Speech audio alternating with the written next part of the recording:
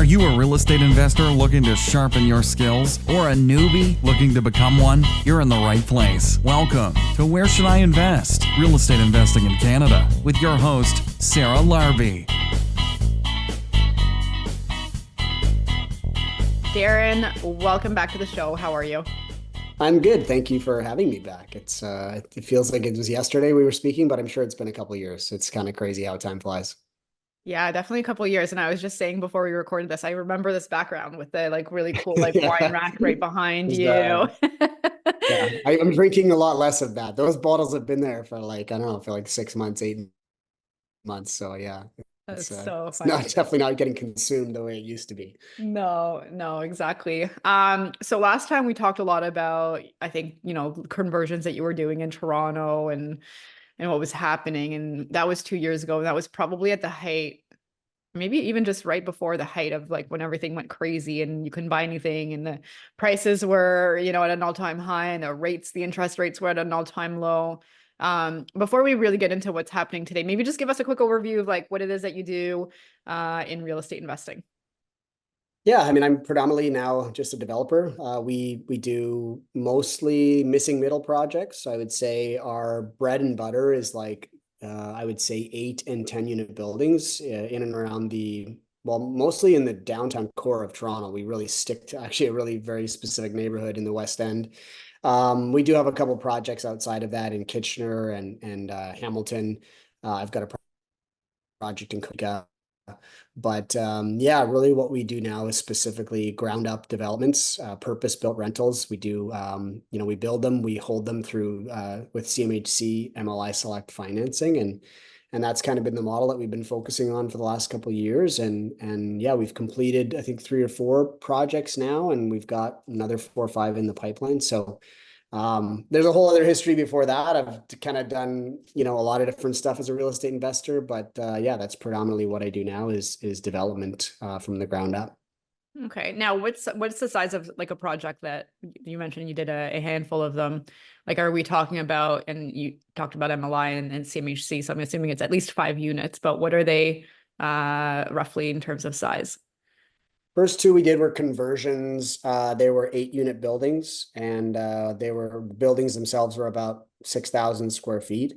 The next one we did was a purpose-built ground up, so we demolished and built new. That one was 6,200 square feet. We're building a 10 unit right now that's 7,200 square feet. And we're kind of sticking in that range, somewhere between 6,000 and 7,000 square feet. We're finding that 10 unit model is really the sweet spot in terms of revenue and cost to build. And we pretty much can do that on any lot in the downtown core because it's zoned for it. So yeah, that's really kind of our numbers in terms of the square footage and the builds that we're doing. Now, these projects are not, quick flips either. One project could be years, but maybe just walk us through what that looks like. So let's just say a 10 unit project, from start of, finding the land and acquiring the land, closing on that land. Are we talking 2 years? Are we talking longer? What's that time frame? Well, it depends when you acquired the land. It's funny you mentioned the 2 years ago, because it was a bit of a situation that came probably right around that time too, which was Bill 23 got introduced, right? Where they changed essentially the site plan approval process, saying that anything 10 units and under didn't have to go through site plan approval. So we had a project that we actually acquired, and we were going through site plan approval. I think we were 18 months in, and then they came out with Bill 23, and they're like, okay, you don't have to go through site plan anymore. You can just go straight to building permit. We'd lost 18 months already, and probably, I don't know, $300,000 of money out the door for various studies, whatever. So anyway, I digress. But That you know was what? then. Let's talk about that though, because somebody's like, what is Okay. site plan approval? Because like you said, it's hundreds of thousands of dollars and many, Yeah. many months. But what does that entail? If you had to go through the process? Yeah, so basically think about site plan approval as everything outside of the building code. So the building code looks at fire safety and structure, essentially. Those are the 2 things the building code looks at. Site plan approval looks at everything else. Where is your garbage going to get stored? Where's your snow going to get stored? What kind of water runoff are you going to have? What kind of what's the building going to look like? The municipality, when they're involved in site plan approval, has pretty much a say in everything you do on your development. So they can tell you what finishes they want on the exterior. They can tell you all of the things they want in terms of like, oh, your building should be set back here and should be set back there. Even if the zoning allows for more, they can tell you like, oh, we really want this, or we want this building to be built out of brick, whatever. That's like, they technically shouldn't have any say in that. But when you get 10 units and over now in Ontario, that project has to go through site plan approval. So it used to be 4 units and over. Now they've said 10 units and under is exempt from that process. And so it's a huge time savings because essentially what you do is when you submit your application, it gets filtered to every department in the municipality, and every department gets a say in it. Traffic, the planning department, the building department, everybody, and they come back with their list of requirements and say, hey, we want to see all these different studies. And then you have to come up with those studies with your, consultant team, and then submit them, and then they review them. And then depending on whether they like them or they're not, they come back with another list of requirements. So avoiding that process is a huge time saver, a huge money saver. Where basically if we have the right zoning, we can go straight to our building permit. We usually need a minor variance application, but that's not as complicated as the site plan approval process. The minor variance application process takes like 3 to 4 months in Toronto. Sometimes it's even less in other municipalities. And then we can go in for permit after that. So that's been a huge game changer for all of our projects. So to answer your question, your original question, we are basically now down to about 2 years in and out. So we acquire, takes us, I would say, give or take about 12 months to get a permit, 12 months to build, and then we're stabilized after 2 years. Yeah, I mean, that's a huge difference too. Just to go back to if you did and when you did need site plan approval, you're talking also costs for these studies, right? Can you give us an idea like what that even would have looked like? I mean, like on the one project, we were, I think, like I say, $200,000 into studies, and it wasn't a big project. It was an 8-unit building. So it was not like it was pretty much like a standard house. But they wanted to see, geotechnical, they wanted to see the soil samples, the water, the traffic studies, I think they want us to test for methane gas because there used to be a landfill site nearby. They couldn't tell us where the landfill site was, but they wanted us to test for methane gas, just stuff like that. They just throw the book at you and say, give us all these things, right? So that they can check off the box and say, we looked at all of it, right? And so if whenever in doubt, they're going to add more than they actually need, but it's on you as the developer to have to pay for all stuff. You have to pay for it, and it's also your time, and they're not on the same time zone, or no, I shouldn't say time zone, but it's the same eagerness to get things done as you are. Also with, I'm assuming there's some private funding in there as well, and like financing. Yeah, carrying costs, right? I mean, that's quite another expensive. thing too. Like the carrying of the building while you're doing that, right? So it adds up really fast for sure in terms of especially in Toronto when we're buying these assets for, purchase price around $2 million, that starts to add up real quick in terms of your carrying costs. Absolutely. So, okay, so you're acquiring these. Let's go through, if somebody's thinking about doing something similar, zoning. So how does somebody check for zoning high level, to see if the land that they found is a potential option? I'm a big believer in speed to market. So I don't like to buy things that have to go through a zoning change. So essentially, I'm looking for projects that are zoned what we call as of right, meaning that what I want to build on this piece of property is allowed. I might need some minor variances, but it's allowed as of right. So the zoning change process can be another 12, 24 months. I have no interest in that. I'm like, how do we get into the ground as fast as possible? So we look for properties that are zoned for what we want to do. In Toronto, in the core of Toronto, everything is what's called R zoning, and there's other areas of Toronto that have letters after R, like RD, RN. Those are not great zoning codes because they only allow up to 4 units currently. So with just R zoning, we're allowed to do anything from a single family dwelling all the way up to a multi-unit building. So we're not restricted by unit count.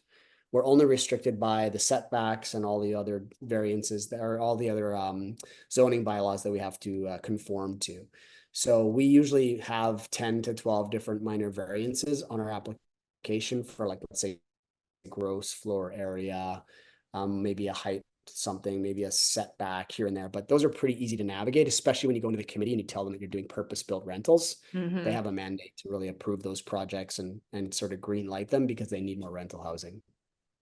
And I think that's changed, right? In the last few years, like, I think, it's becoming easier to get things done, especially like MLI even coming out with that program with CMHC to allow for, more units. Maybe just give us some insights, because you've been doing this for many, many years, different capacities, different strategies, but obviously the rates being what they are today is definitely more difficult. But there are some pros, I think, over the time that we've seen the last 2 years, things get become easier. I think even when we were doing our 22 unit conversion, like our developments and parkland fees dropped by half.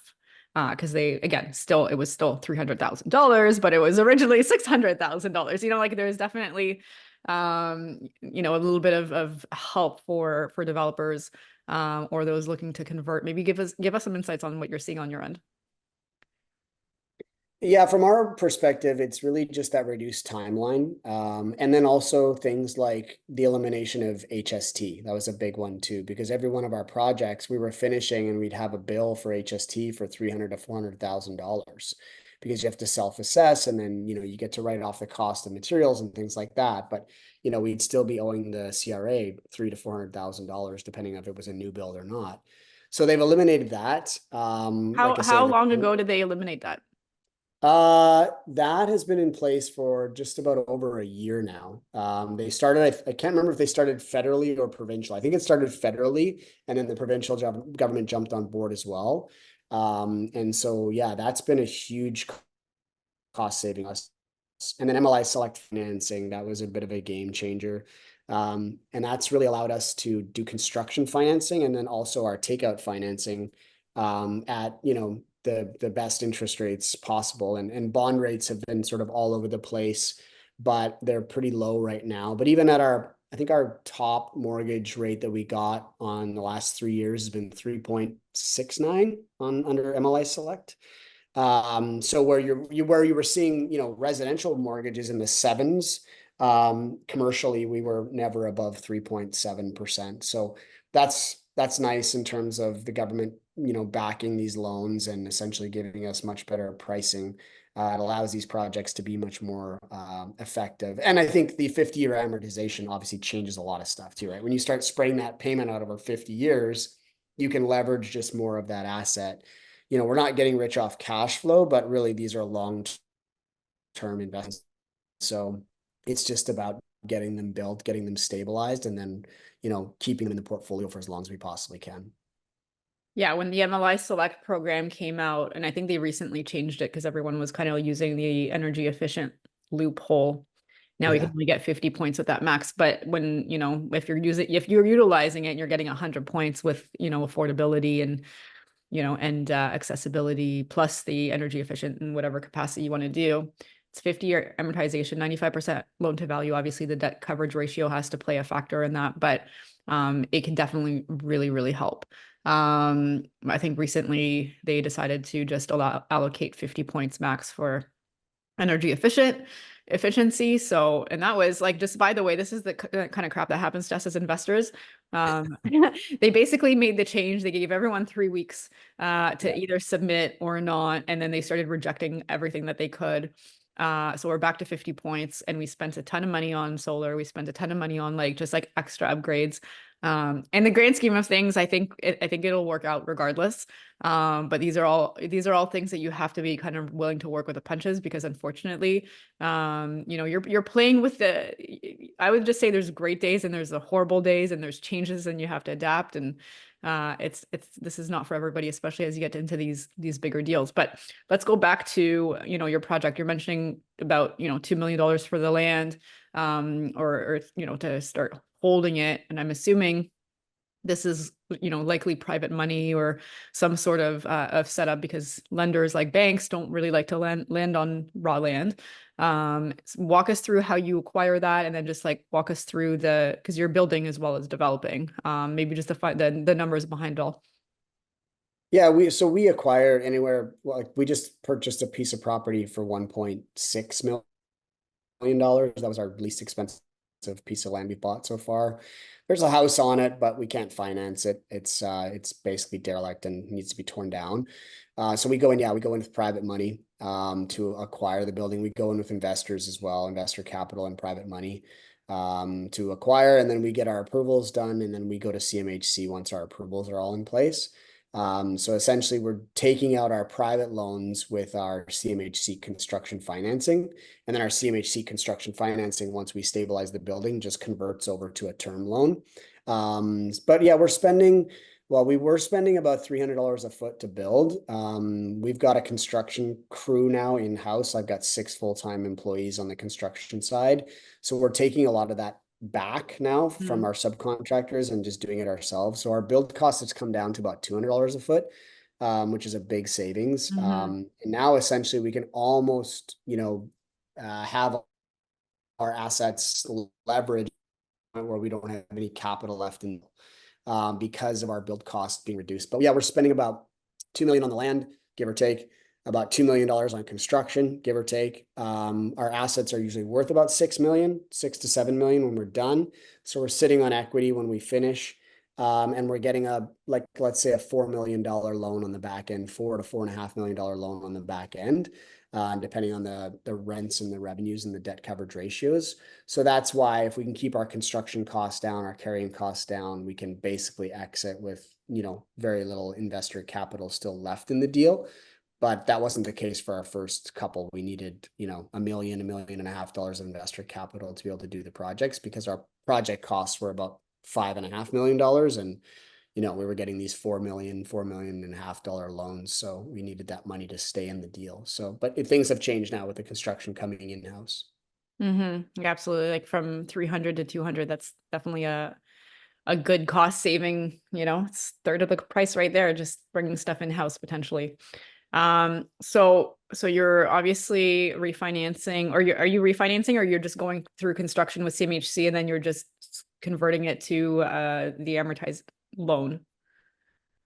That's correct. Yeah, we get one approval at the very beginning. We call it kind of like cradle to grave. We're going from beginning to end with that same lender. They just do construction financing for us at Prime Plus, and then we convert to a term loan once we're stabilized, and that's when we get into the bond rate and the CMB plus a spread, right? So that's kind of how our financing works. But yeah, no necessary second approval. It's just a matter of that kind of is good and bad, because we're locked into our rents kind of from the very beginning in terms of our revenue. And so we have to kind of project what the rental market's going to look like in 12 to 18 months, and sometimes good, sometimes we're a little under.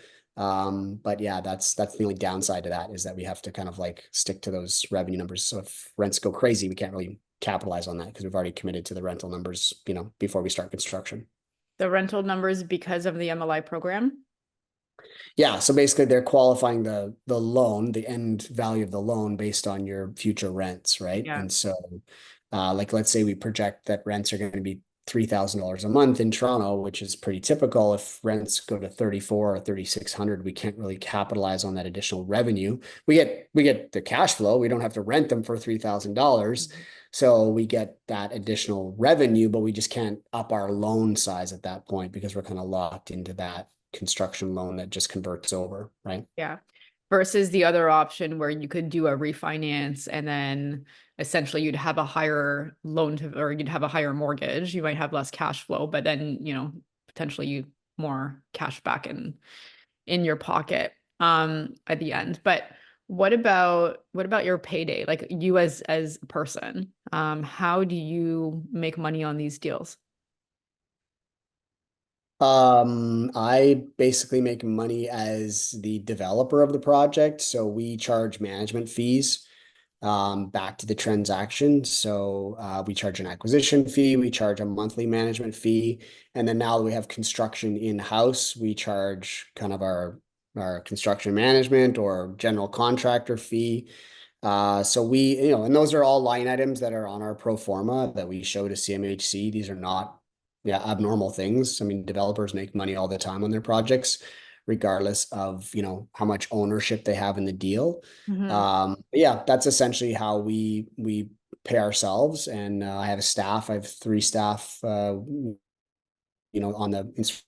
the office side, and then I have, like I say, 6 guys on the construction side. So all of that is taken care of by the actual development management fees that we charge.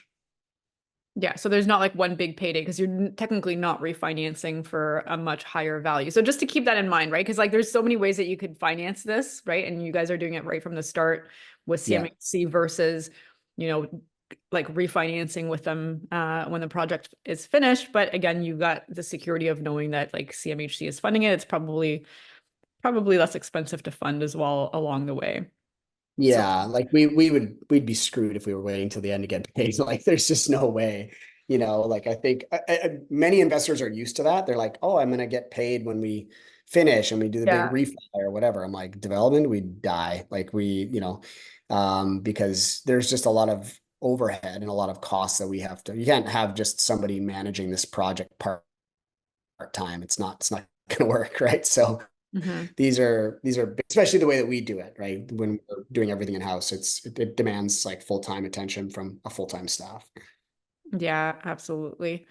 So you're bringing in private money, you're bringing in investors. How are you? So somebody that wants to do this, that wants, be in your shoes down the road. What are some ways to attract that type of money, the private money, the investor money, aside from obviously the CMHC stuff?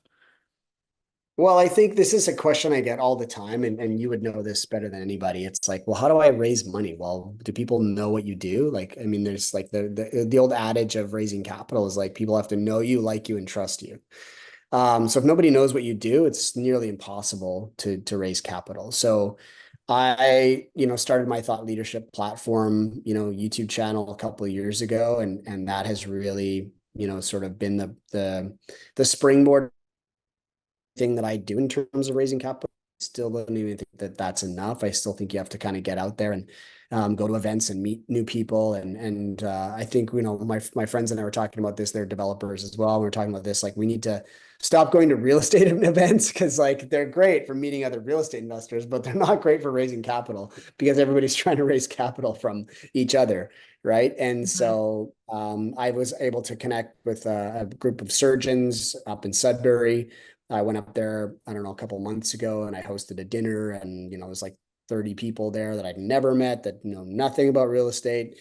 They all are interested in real estate, but they're not investors themselves. And those are the kinds of rooms you want to get into because A, capital is pretty easy for them to come by, and B, it's like they don't have any interest in doing what I do, right? They're like, look, my business is, being a physician or being a surgeon, whatever, and I'm going to take that money and I want to invest it with somebody that knows what they're doing.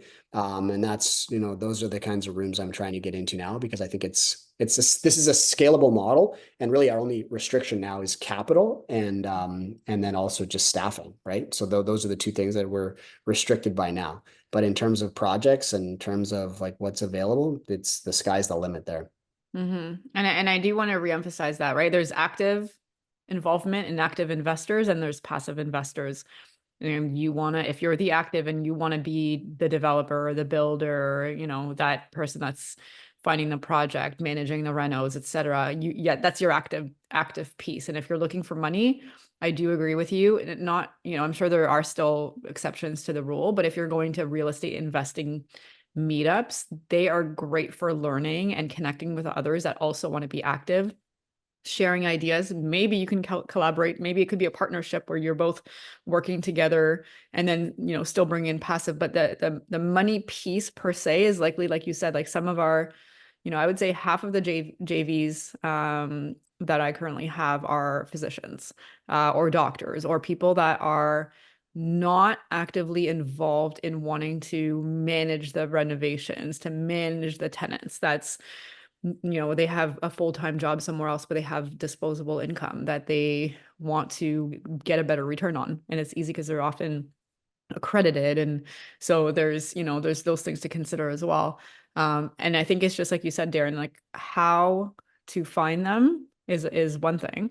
But just even going into different networking groups, different events, right? That don't only have real estate investors. And I think that also takes a lot of time, and you have to be very tactful about how you do it, because you don't want to come across as like you need this money urgently for that project. Like there is, you know, likely many meetings that are going to be had and many conversations that are going to be had. Your reputation is everything, but it doesn't happen overnight either. So it takes time. Any thoughts on that? For sure. Absolutely. Yeah, I mean, I think it's great to be at these real estate networking events. And like you say, I think if you're going there for education and networking to meet other people and find out what they're doing, I think they're great.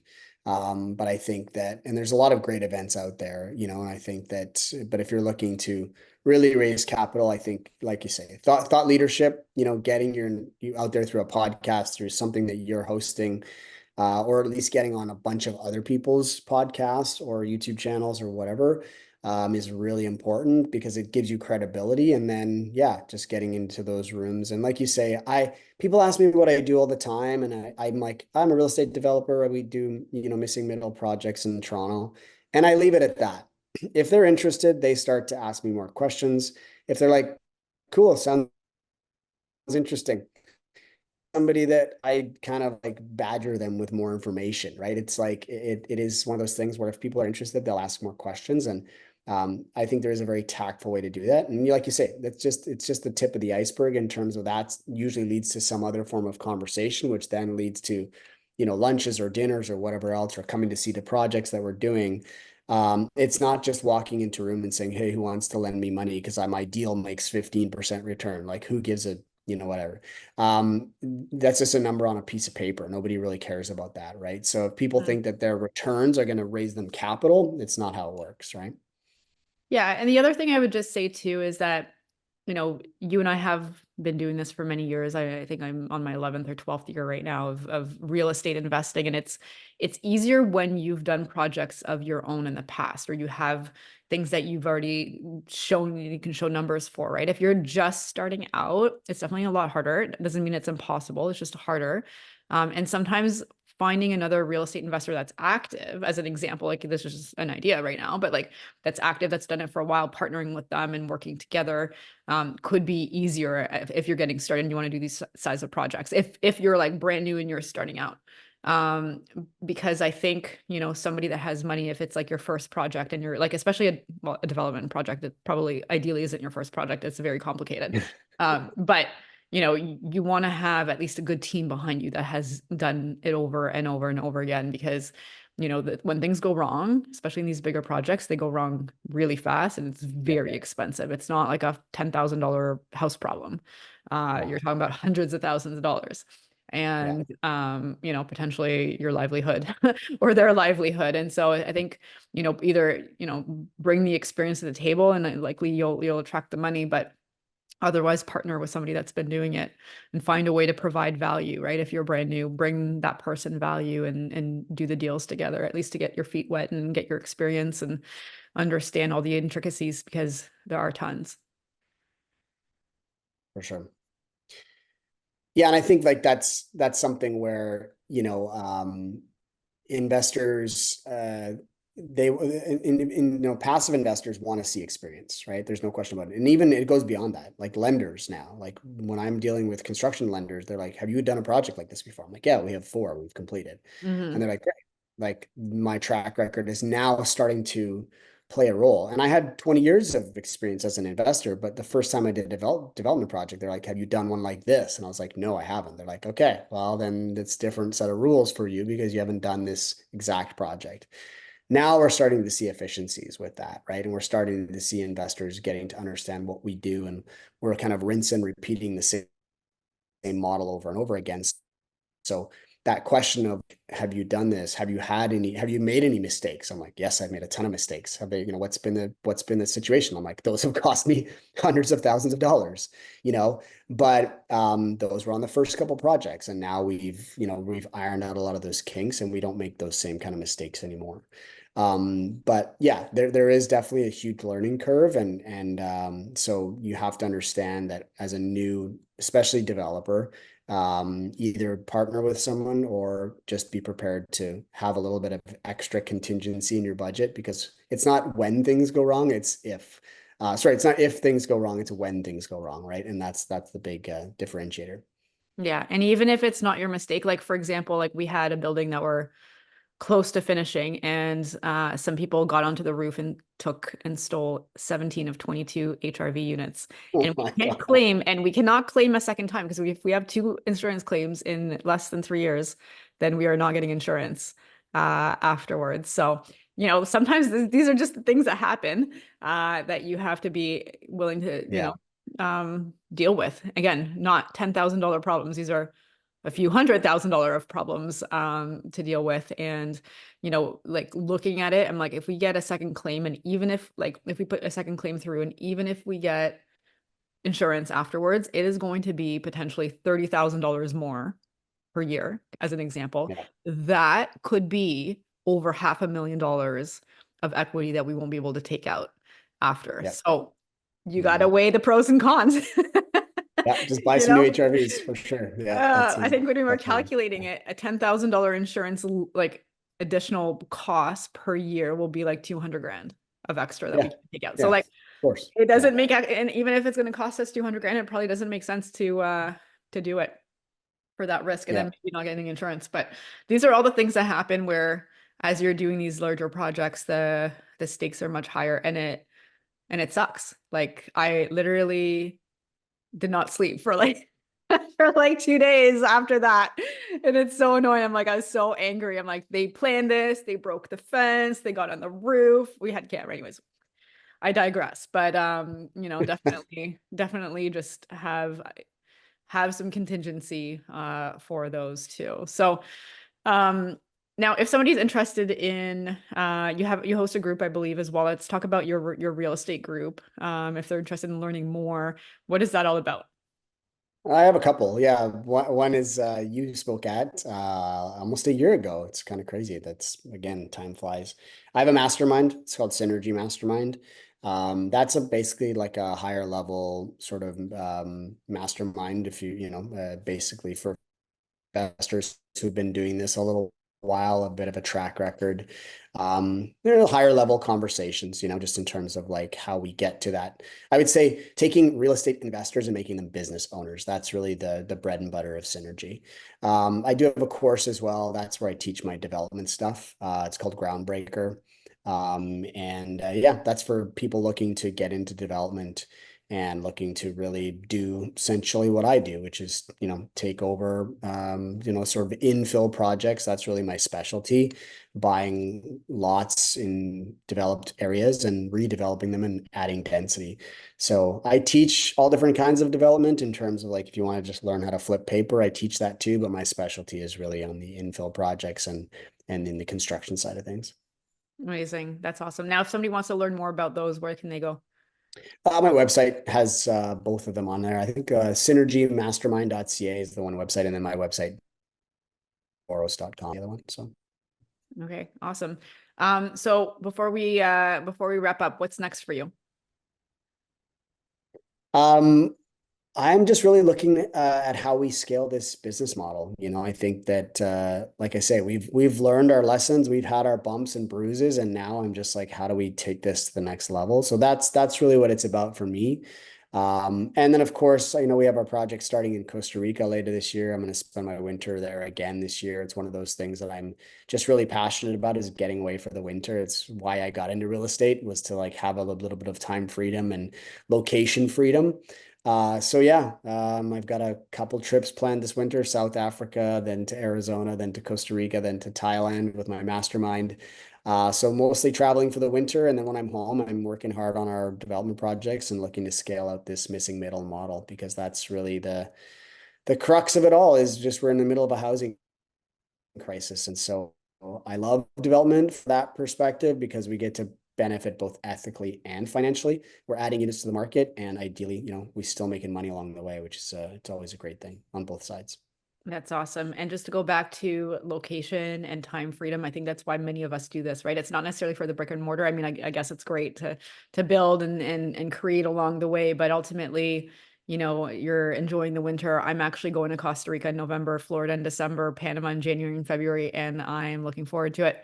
But again, we're still probably doing a little bit of work while we're there, checking emails, Yeah. checking things, checking on projects. But, I think this is why we do this, right? Is to be able to live life on our terms. And so, Darren, thank you so much. Can you just say again where people can reach out, the best spot to connect with you? Yeah, my website, darrenvoros.com, or you can always shoot me an email at info@darrenvoros.com as well. That's the best place to get me.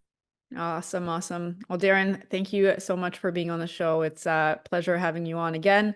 And guys, reach out to Darren. Thanks so much for listening to Where Should I Invest with your host, Sarah Larby. Make sure to listen in next time. We'll catch you on the next episode of Where Should I Invest?